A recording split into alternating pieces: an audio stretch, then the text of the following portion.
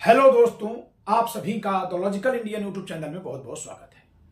मैं हूं एडवोकेट पंकज कुमार त्रिपाठी, लखनऊ से। दोस्तों, आप सुनते होंगे कि हिंदू कोड बिल के दौरान जो लोकसभा में चर्चा हुई थी, उसी से आहत होकर 27 सितंबर 1951 को डॉक्टर भीमराव अंबेडकर जी ने अपना त्याग पत्र दे दिया था। सवाल यह होता है कि जब 27 सितंबर 1951 को ही उन्होंने त्याग पत्र दे दिया, तो फिर जो 1955 और 1956 में हिंदू कोड बिल के चारों अधिनियम पारित हुए, उसे किसने पारित करवाया? उस समय संसद में हिंदू कोड बिल पर बहस कौन करवा रहा था? इसलिए आज के वीडियो का शीर्षक है कि अंबेडकर जी जो काम नहीं कर सके, मैं इसलिए कह रहा हूं क्योंकि उनको इस्तीफा देना पड़ा, उसे फिर किसने पूरा किया? तो यहां एक नाम निकल कर आता है, श्री हरि विनायक पटस्कर। हरि विनायक पटस्कर जी देखिए भूतपूर्व राज्यपाल रहे हैं मध्य प्रदेश के, और ये ऑफिशियल वेबसाइट पर इनके बारे में लिखा हुआ है। मध्य प्रदेश विधानसभा की ऑफिशियल वेबसाइट है। यह इस अवधि में ये राज्यपाल यहां रहे हैं 14 जून सन 1957 से 10 फरवरी 1965 तक। इस अवधि में ये मध्य प्रदेश के राज्यपाल रहे हैं। लेकिन इन्होंने और सारा कार्य क्या किया है, जरा इस पर चर्चा करें, फिर आते हैं हिंदू कोड बिल पर इनके योगदान की। पूना में इनका जन्म हुआ है और शेष तो आगे देखते हैं। सार्वजनिक और राजनैतिक जीवन का संक्षिप्त विकास क्रम। आप बंबई उच्च न्यायालय और उसके बाद भारत के सर्वोच्च न्यायालय के एडवोकेट रहे। 1920 से लगातार अनेक वर्षों तक आप अखिल भारतीय कांग्रेस कमेटी के सदस्य रहे। 1926 में बंबई विधान परिषद के सदस्य बने तथा 1930 में महात्मा गांधी के अवतरित होने पर सदस्यता से त्याग पत्र दे दिया। महात्मा गांधी वहां गए थे, उस समय चल रहा था सविनय अवज्ञा आंदोलन। उसी के क्रम में महात्मा गांधी से प्रभावित होकर उन्होंने इस्तीफा दिया था। सन 1921 से 1937 में आप 40 गांव नगर पालिका के अध्यक्ष रहे। 1937 से 39 और 1945 से 1952 में बंबई विधानसभा के सदस्य रहे। अब क्योंकि देखिए इसी बीच बंबई विधानसभा के सदस्य हैं, तो इसी सदस्यता के नाते ये संविधान सभा में भी आएंगे। सन 1947 से 1950 में आप संविधान सभा के सदस्य रहे। 15 वर्षों तक नारायण बैंकट जमखाना 40 गांव की गवर्निंग बॉडी के सभापति रहे। अनेक वर्षों तक 40 गांव के अंधों के अस्पताल के सभापति रहे।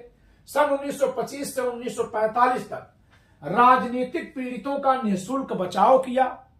जिन पर मुकदमा चलाती थी अंग्रेज सरकार, उनका निःशुल्क मुकदमा लड़ते थे। 40 गांव में हरिजनों के लिए बोर्डिंग हाउस और हाई स्कूल के संस्थापक रहे। कुष्ठ रोगियों और अन्य सहायों और गरीबों की आप हमेशा सहायता करते रहे। सन 1942 के स्वतंत्रता आंदोलन में जेल यात्रा की। फिर इसके बाद सन 1952 में देश के प्रथम आम निर्वाचन में लोकसभा के सदस्य के रूप में विजयी होकर 1955 से 1957 तक विधि एवं तदनंतर नागरिक उड्डयन विभाग के मंत्री पद को सुशोभित करते रहे। ध्यान देना दोस्तों, 1952 में ये लोकसभा का चुनाव जीतते हैं और 1957 तक एमपी बनकर रहते हैं। उसके बाद फिर मध्य प्रदेश के राज्यपाल बनाए जाते हैं सन 57 में। 52 से 57 में जो ये लोकसभा के सदस्य हैं, उसी में 55 से 57 तक ये मंत्री रहते हैं। 55 to 57 किस डिपार्टमेंट के मंत्री है? लॉ मिनिस्टर है।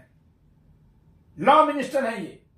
तो इसी लॉ मिनिस्टर के रहते हुए केंद्रीय विधि मंत्रित्व काल का उनका ऐतिहासिक हिंदू कोड बिल भारत के विशाल हिंदू समाज की प्रगति के इतिहास में सदा अमर रहेगा।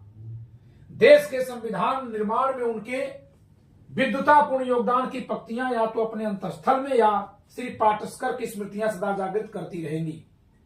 अब जरा देखिए दोस्तों, इसका मतलब है हिंदू कोड बिल में इनका योगदान रहा। हिंदू कोड बिल में इन्होंने क्या किया, कैसे योगदान दिया, अब इस पर चर्चा करने के लिए हम एक दूसरा लेख खोलते हैं।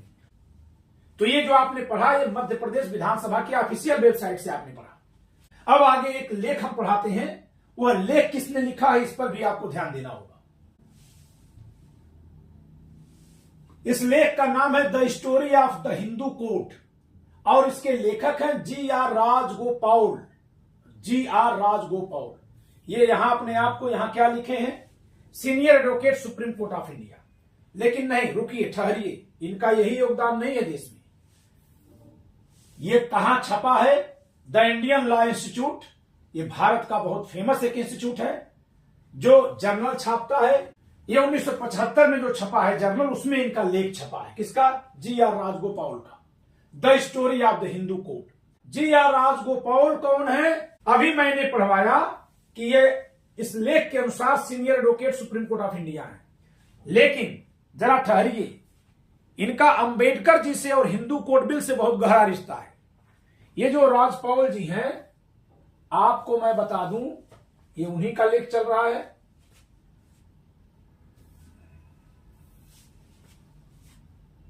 ये देखिए, यहां इनका नाम लिखा है, जी.आर. राजगोपाल। इसमें the then minister of law B R. Ambedkar, कब की बात हो रही है? 1948 की। 1948 में एक हिंदू लॉ बिल पर कमेटी बनाई गई थी। उसके पहले भी 2 बार कमेटियां बनाई गई थी। उन दोनों के चेयरपर्सन बी.एन. राव थे, एक बार 1941 में और एक बार 1944 में। उन्हीं दोनों कमेटियों से जो ड्राफ्ट बना था उस पर यहां चर्चा हो रही थी। उस चर्चा को करने के लिए एक कमेटी बनाया था। किसने? Minister of law B R. Ambedkar ji ने, भीमराव अंबेडकर जी, जो उसमें कानून मंत्री थे। Set up a small committee consisting of himself as the chairman. अपने को ये चेयरमैन बनाए थे और K Y. Bhandarkar, G R. Rajagopal of the ministry of law and S V. Gupte of the Bombay bar as members to examine the bill. वही जो ड्राफ्ट बना था, उस पर जो बिल बना था, उसी को एग्जामिन करने के लिए एक कमेटी बनाए थे। कौन? डॉक्टर भीमराव अंबेडकर। उस कमेटी के 3 सदस्यों में से 2 सदस्य इनके लॉ डिपार्टमेंट से थे, जिसमें एक है के.वाई. भंडारकर, दूसरे इस लेख के लेखक हैं जी.आर. राजगोपाल, देखिए मिनिस्ट्री ऑफ लॉ से है, और एस.वी. गुप्ते जो है बंबई बार एसोसिएशन के मेंबर है, नहीं वकील हैं। अब इन लोगों ने इसको क्या किया, मैं यही ये भी पढ़ा देता हूं। This committee produced a revised draft which without making any substantial changes in the bill rearrange the clauses and redistributed the subject matter in a more logical fashion. The revised draft was put before the select committee, which in 7 sittings considered both the original and the revised version and accepted the revised version with certain modification. The select committee's report was presented to the House on August 12, 1948. जो BN. Rao की committees ने जो draft बनाया था, उस draft को इन लोगों ने स्टडी करके उसको रिवाइज किया, रिवाइज करके ज्वाइंट पार्लियामेंट्री कमेटी के सामने पेश किया। तो जो उसको जो रिवाइज करने में जो कमेटी बनाए थे लोग, उसी कमेटी के मेंबर हैं जी.आर. राजगोपाल। और इन्होंने किया क्या है, जरा भी देख लीजिए। Without making any substantial changes in the bill, कोई मौलिक बदलाव किए बिना rearrange the clauses and redistributed the subject matter in a more logical fashion, जैसे उस चीज को थोड़ा और सही से सहेज दिया है। ये काम इन लोगों ने किया है, और वो रिवाइज ड्राफ्ट को ही जो है स्वीकार किया गया है। कहां? सेलेक्ट कमेटी में। ज्वाइंट कमेटी नहीं, सेलेक्ट कमेटी थी। ठीक है, तो ये जी.आर. राजगोपाल जो इसके लेखक हैं वो यही हैं। 5 फरवरी 1951 को बहस चल रही है। किसमें? अंतरिम संसद के तौर पर जो संविधान सभा पहले थी वो कार्य कर रही थी, तो उसी संसद में यहां पर देखिए, यहां भी वही हैं। कौन? Naziruddin Ahmed raised a further point of order, और वो बहुत सारे अमेंडमेंट सुझा रहे थे। बहुत सारे सुझाव उनके आते थे। Naziruddin Ahmed alone was responsible for nearly 1000 amendments. Naziruddin Ahmed और डॉक्टर भीमराव अंबेडकर में आपस में हमेशा तलखी रहती थी। ये बात मैं पहले भी बता चुका हूं, बहुत ज्यादा तलखी है। वो यहां भी दिख रही है हिंदू कोड बिल पर भी। तो यहां पर भीमराव अंबेडकर जी के बारे में लिखा है, in spite of the best efforts of Ambedkar the progress made in the consideration of the Hindu code bill was negligible. बहुत प्रयास करने के बावजूद भी, किसके द्वारा? अंबेडकर जी द्वारा। हिंदू कोड बिल पर जो कुछ भी काम हुआ था वो नेग्लिजिबल था, कुछ काम हो ही नहीं पा रहा था। ठीक है, और यहीं पर अंबेडकर जी जो है इस्तीफा दे देंगे। The opposition to the court, both inside and outside the house, was so great that Ambedkar, who was never known for mildness and who, as a champion of social reform, often indulged in vitriolic language, perhaps justifiable, was constrained to say.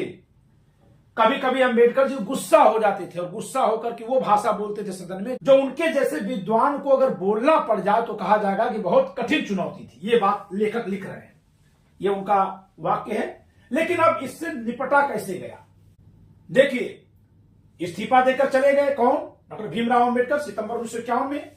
दिसंबर 1952 में minister of law बनाए गए CC विश्वास। CC विश्वास ने Hindu marriage bill को फिर से 1952 में पेश किया, लेकिन इसी बीच सीसी विश्वास जी की तबीयत खराब होने लगी। ये तबीयत खराब होने के कारण वो फिर कार्य नहीं कर पा रहे थे। तब यही लाया जाएगा हरि विनायक पतस्कर जी को। देखिए, यहां लिखा हुआ है, during the latter half of the sitting of the joint committee, Biswas ill health prevented him from presiding over its deliberations. उनका जो स्वास्थ्य खराब था उसके कारण से वो joint committee, joint parliamentary committee की बैठक तक में नहीं रह पाए। अब देखिए यहां पर आता है, owing to the continued indisposition of C C Biswas, a minister of state had to be appointed in the law ministry and the choice fell upon the late H B. Pataskar. जब सीसी विश्वास की तबीयत खराब रही और वो काम नहीं कर पा रहे थे तो उसी मिनिस्ट्री में एक राज्य मंत्री लगाया गया, विधि राज्य मंत्री। किसको? एच.बी. पतस्कर को। Hindu code bills could have found no better person than Pataskar for their pilotage in the two houses as subsequent events would show.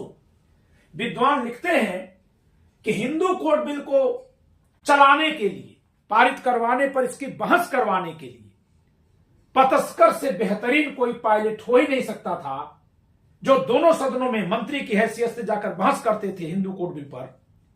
ऐसा आने वाले समय में साबित हो गया। ये कौन कह रहा है? विद्वान, ऑथर कह रहे हैं।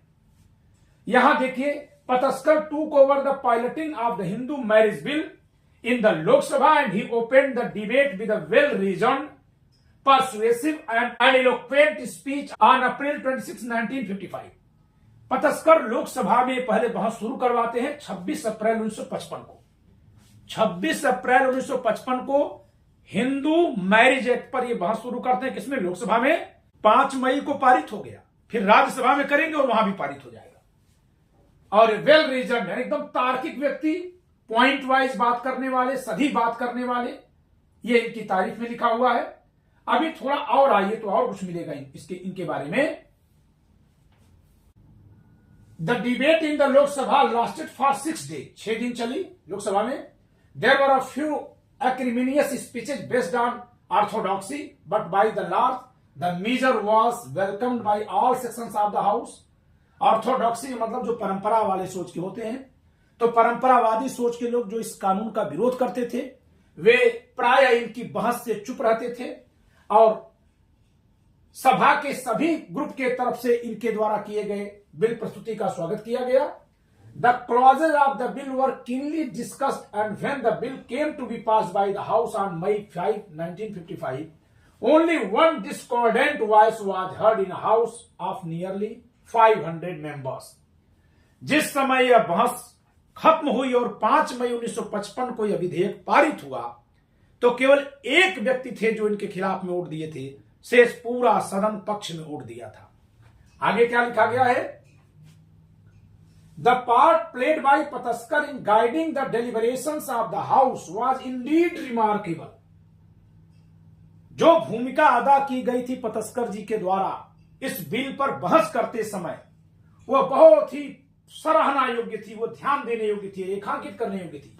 Ever humble, never claiming any credit for himself, and always trying to meet any adversary at a level of reasonableness and persuasion, he exhibited a high degree of skill in successfully piloting the bill through the house.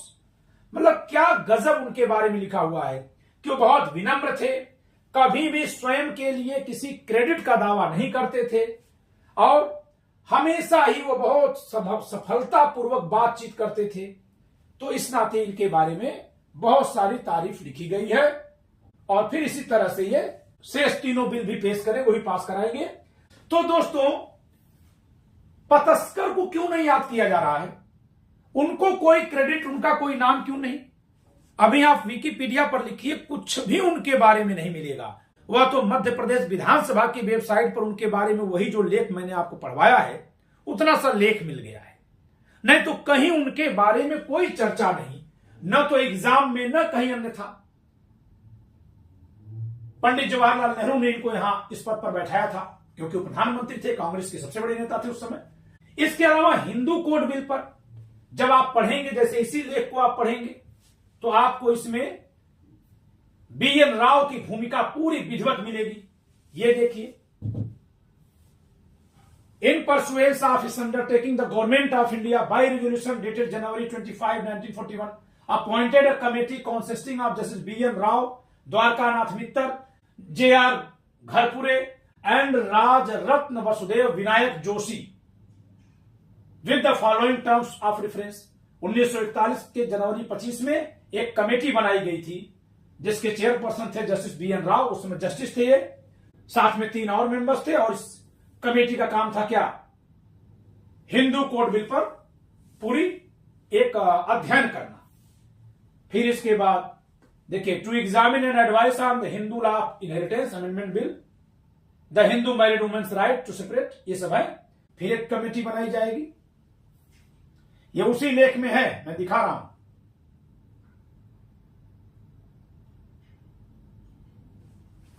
देखिए, on May 30, 1942 the 2 bills prepared by the committee were publish in the gazette of India. 30 मई 1942 को इन लोगों ने 2 bill बनाया, वो दोनों bill जो है gazette में प्रकाशित हुआ। ठीक है, as adopted by legislative assembly on November 17, 1943। ये 1943 में असेंबली में बहस के लिए गया। सोचिए, तब से बढ़ रहा था। अब इसके बाद फिर इनको बनाया जाएगा। यहां देखिए, a resolution embodying a similar recommendation was adopted in the Council of State on August 5, 1943. The government of India accepted the recommendations and by a resolution dated January 20, 1944, January 20, 1944, revived the Hindu Law Committee, which then consisted of Justice BN Rao, Dwarkanath Mittar, JR Gharpure and TR Venkat Rama Shastri। ठीक है, फिर से एक committee एक बनाई गई। पहले यहां पर थे RVV जोशी, वो जोशी साहब थे, उनकी जगह पे वेंकट रामा शास्त्री जी को रख दिया गया। तो ये कमेटी देखिए क्या करती है। This committee prepared a rough draft of the Hindu code and circulated in early May 1945 to a few lawyers. ये कुछ वकीलों को पेश करते हैं, ये लोग एक रफ ड्राफ्ट बनाते हैं। और क्या करते हैं, ये देखिए, द हिंदू लॉ कमेटी, यानी जो BN राव के अध्यक्षता वाली है, the Hindu Law Committee traveled all over India, took minutes, received written memoranda, and after 3 years of deliberations, submitted its report on February 21, 1947।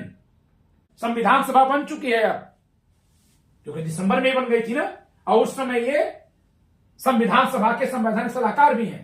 उसी बीच एक तरफ वो संविधान का ड्राफ्ट देते हैं, दूसरी तरफ 21 फरवरी 1947 को हिंदू कोड बिल का ड्राफ्ट भी देते हैं, with the final draft of the Hindu code, अंतिम ड्राफ्ट देते हैं। The Hindu code bill in precise term of the Rao committees draft was introduced in the Central Legislative Assembly in 1947 and it was by an executive order circulated thereafter for inciting the public opinion। ये assembly में पेश किया गया 1947 में और फिर ये आम जनता को पढ़ने के लिए भेजा गया। तो ये आप देखेंगे, फिर इसी में ये सेलेक्ट कमेटी अब बनेगी। ठीक है, again constituent assembly of India which referred it to a select committee in 1948। और सेलेक्ट कमेटी के सामने जब गया है, वहां रखने से पहले एक रिव्यू कमेटी बनाया था डॉक्टर अंबेडकर ने अपनी अध्यक्षता में। अब जरा बताइए दोस्तों, मैं डॉक्टर भीमराव अंबेडकर के कार्य को कहीं छोटा नहीं कर रहा हूं, लेकिन BN राव जो कार्य 1941 से 1947 तक किए, जिस पर केवल एक रिवीजन का काम किया, किसने? डॉक्टर भीमराव अंबेडकर की कमेटी, जिसके एक सदस्य GR राजगोपाल, ये खुद कहते हैं कि इस कमेटी ने कुछ नहीं किया, जो ड्राफ्ट बनकर आया था उसको थोड़ा और लॉजिकल मैनर में इधर से उधर कर दिया, कुछ नंबरिंग अलग अलग कर दिया। जैसे संविधान सभा का भी जो ड्राफ्ट BN राव ने दिया था संविधान सभा को। ड्राफ्टिंग कमेटी उसके आर्टिकल्स में से कई आर्टिकल को तोड़ करके 2-2 आर्टिकल कर देती है, चैप्टर्स को का नंबर बदल देती है, यानी अरेंजमेंट करते हैं। तो इतना बड़ा जो काम किया है उसका नाम कहीं कुछ है ही नहीं। मैं फिर से कह दूं कि इन कार्यों का जो श्रेय डॉक्टर भीमराव अंबेडकर को मिल रहा है उससे मुझे कोई दिक्कत नहीं है, लेकिन जो रियल हीरो हैं, जो काम किए हैं, उनको श्रेय क्यों नहीं, उनका पता खबर खोज क्यों नहीं। दूसरी बात, लॉर्ड मैकाले को आईपीसी का फादर कहा जाता है। जरा खोज लीजिएगा कि आईपीसी बनी है 1860 में, 1860 में बनी है, और 1859 में ही लॉर्ड मैकाले दुनिया से गुजर गए। दुनिया से तो 1859 में गुजरे, भारत में केवल 4 साल रहे, 1834 टू 1838, 1834 से 1838। इसी बीच 1837 में उन्होंने ड्राफ्ट बना करके उस समय की ब्रिटिश सरकार को दे दिया था। उस ड्राफ्ट पर तरह तरह से चर्चा हुई है, रिवाइज हुआ है, एडिटिंग हुई है, बहुत कुछ बदला गया है। फिर भी आईपीसी का जनक किसे कहा जाता है, निर्माता किसे कहा जाता है? लॉर्ड मैकाले को कहा जाता है ना, जबकि वो एक कमेटी के साथ कार्य कर रहे थे। BN राव तो संविधान का जो ड्राफ्ट बनाए अकेले कार्य कर रहे थे, कोई कमेटी नहीं थी, और लोग सहयोग में थे लेकिन कोई कमेटी नहीं थी। जैसे हिंदू कोड बिल पर एक कमेटी के तौर पर काम कर रहे थे, जैसे ड्राफ्टिंग कमेटी 7 लोगों की एक कमेटी थी, लेकिन जो संविधान का ड्राफ्ट तैयार कर रहे थे BN राव, वो अकेले तैयार कर रहे थे। वहां लॉर्ड मैकाले जो आईपीसी का ड्राफ्ट बनाए हैं उसमें वो 5 लोग थे। खैर, मेरा कोई यह मकसद नहीं है कि मैं किसी महापुरुष के नाम को कम या अधिक करूं, लेकिन एक बात और बता दूं कि ये पतस्कर साहब को 1965 के आसपास ही पद्म विभूषण अलंकार मिला है। अगर हम भारत रत्न जो डॉक्टर भीमराव अंबेडकर को मिलता है 1990 में, उससे तुलना करें तो उसी समय उनको रिकॉग्नाइज कर लिया गया था। लेकिन क्योंकि पतस्कर साहब के नाम पर कोई वोट बैंक नहीं बन सकता है, और हमारे देश में नेता लोग केवल वोट बैंक वाले नेताओं का, महापुरुषों का नाम उठाते हैं।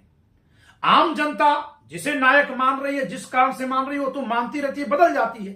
कभी पूरा देश महात्मा गांधी को पूज रहा था। हम लोग बचपन में जब 15 अगस्त 26 जनवरी मना रहे थे, महात्मा गांधी अमर रहे। आज के बच्चों में नफरत भर दी गई, कोई ये स्वीकार नहीं करेगा। तो इसका मतलब है कि या तो वोट बैंक के लिए है, या अपने एजेंडे के लिए है, या सच्चाई खोलना है, चाहे जो भी हो। लेकिन HB पतस्कर और BN राव ने जो हिंदू कोड बिल में कार्य किया है, उसमें BN राव का तो बहुत लंबा चौड़ा कार्य है, और HB पतस्कर का काम वही है जो संविधान सभा में ड्राफ्टिंग कमेटी ने पेश करने के दौरान किया था। संविधान पर बहस करने के दौरान, पेश करवाने के दौरान। और यदि हम अंबेडकर जी के कार्य से तुलना करें तो वह जिस हिंदू कोड बिल की बहस को नहीं पूरा करवा पाते हैं, सहमति नहीं बनवा पाते हैं, आपने पढ़ा कि HB पतस्कर साहब के समय पर कहीं कोई विरोध कर ही नहीं पा रहा था। खैर, और भी कोई कारण था, परिस्थितियां बदली हुई थी, लोग थोड़ा समझ गए होंगे कि नया बदलाव होना चाहिए, लोग सहमत हुए होंगे। लेकिन फिर भी BN राव और HB पतस्कर का योगदान हिंदू कोड बिल के निर्माण में बहुत महत्वपूर्ण है। जहां BN राव उसमें नींव की ईंट है, पूरा इमारत बनाकर देते हैं, वहीं उस इमारत को जो मान्यता दिलवाने का कार्य HB पतस्कर साहब ने सफलतापूर्वक करवा दिया। इस वीडियो में इतना ही। वीडियो लाइक करिएगा, शेयर करिएगा, चैनल सब्सक्राइब न किया सब्सक्राइब करिएगा। जय संविधान।